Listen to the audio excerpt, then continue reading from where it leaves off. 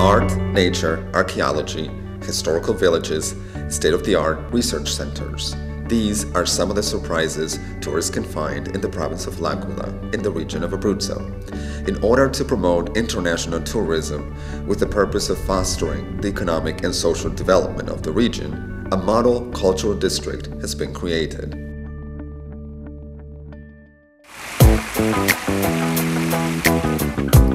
For the past 3 years, public and private partners of the EU initiative Equal Project Cantiere Cultura have worked together to create the conditions for the birth of a new Italian cultural district. The purpose is to allow visitors to discover hidden architectural treasures in a majestic natural setting. International cooperation has provided the opportunity to exchange ideas with French and Portuguese partners in the Equal Project on different ways to promote the area's cultural heritage.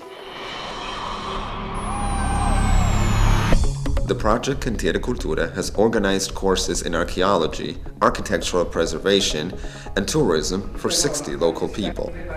Their research papers will hopefully be an inspiration for governments in the new cultural district.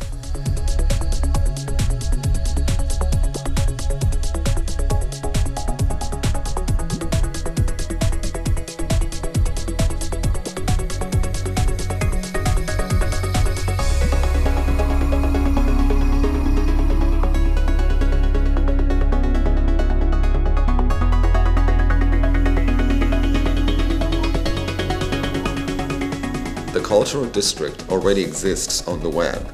Its site, managed by the University of L'Aquila, with many visitors every day. There is also a newsletter with 2,000 subscribers. In real life, the Caraspac Bank in the region provides the district with consulting services for people with initiatives in the field. Achieving a uniform standard for street signs, an all-inclusive ticket for the museums, and a single list for all the cultural events and tours of research centers. These are the main objectives of the new cultural district of the province of L'Aquila.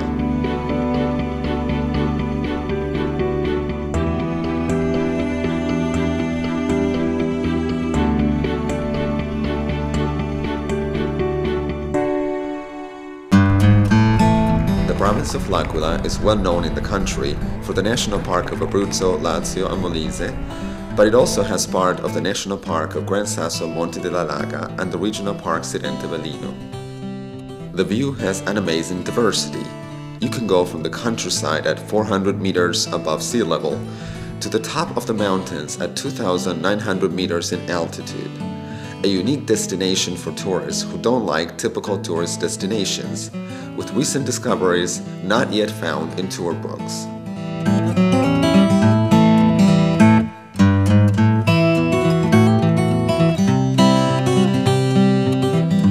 The archaeological graves along the so-called Via dei Vestini, among other sites, will, according to the experts, rewrite the history of ancient Abruzzo. The reason for this is the presence of ancient objects coming from Carthage, found in many tombs in the necropolis discovered along Route 17 and another road, perhaps the Roman Claudia Nova Road. In the past, this area, known as the Navelle Plateau, was only famous for its saffron flowers. Another town of historical importance is Capestrano, where the famous statue of a warrior from the 6th century BC was found in 1934. And where the necropolis discovered in 2007 confirmed a very complex organization in pre-Roman cities. The tombs discovered in the nearby towns of San Pio delle Camere and Caporciano bear witness to this. We need to add these names to those of famous towns which were the most important places for archaeologists for many years. For example, Alba Fucens, a Roman town in the Marsica Mountains, at 1,000 meters above sea level, still preserves an ancient amphitheater, a spa, an urban area, and a medieval village where there is, at present, an archaeological dig.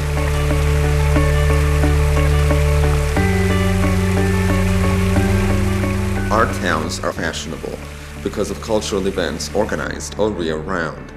On the other hand, scientific research is also important as a characteristic of this area which has participated with Cantiera Cultura in the European Initiative Equal, co-financed by the European Social Fund, to implement new strategies to fight discrimination in the workplace.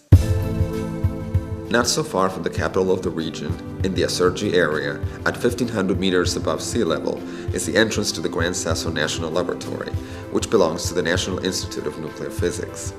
At a depth of 1,400 meters below the entrance, the laboratory is the largest underground laboratory in the world. The composition of the rock in this area serves as protection from cosmic rays, making it possible to study particles, such as neutrinos, which could not be studied in a regular laboratory. About 750 people work here, mainly physicists and engineers, carrying out experiments in particle physics and nuclear astrophysics. The laboratory can be visited, upon request, on Saturdays and Sundays and during special events like Open Day and Science Week. A short 10-minute car ride from the laboratory leads tourists to the Campo Imperatore Observatory, 2,200 meters high in the Gran Sasso Mountains. It was founded in 1948 with the initiative of the Monte Mario Observatory in Rome.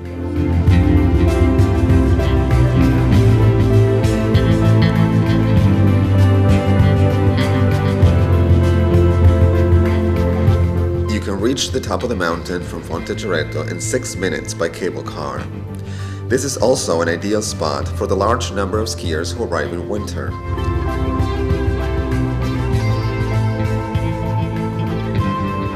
Adding Campo Imperatore and the observatory to a tour for experts and students can contribute to the development of this scientific institution. Its survival is threatened by the progressive reduction of public funds. Technological development is the mission of the Micron Corporation, which has a factory in Avezzano. Along with the Mirror Foundation, it promotes cultural events and social projects. It is located in the Marsica area and it's a leading worldwide industry for silicon wafer production, which is an essential component in computer hardware manufacturing. Bringing past and future together is the challenge of the cultural district of L'Aquila province, in which 303,000 people live in 108 municipalities, only 60 people per square kilometer. Except for the bigger cities of L'Aquila, Sulmona and Avezzano, where the companies are concentrated, the rest of the towns in the province have small populations. Some have less than 200 people.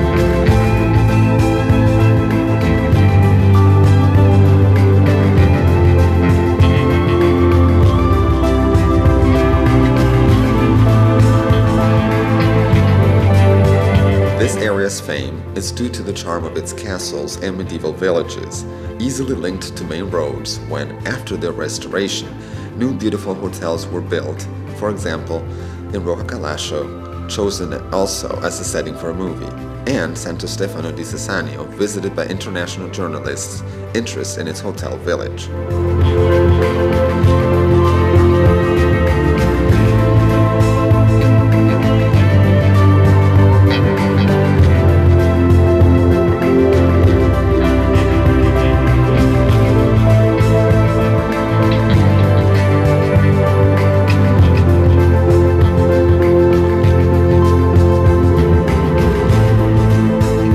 Many 19th century paintings by Scandinavian artists and by English artists like Edward Lear, and 20th century paintings by artists like Estella Canziani prove that foreign interest in Abruzzo has a long tradition.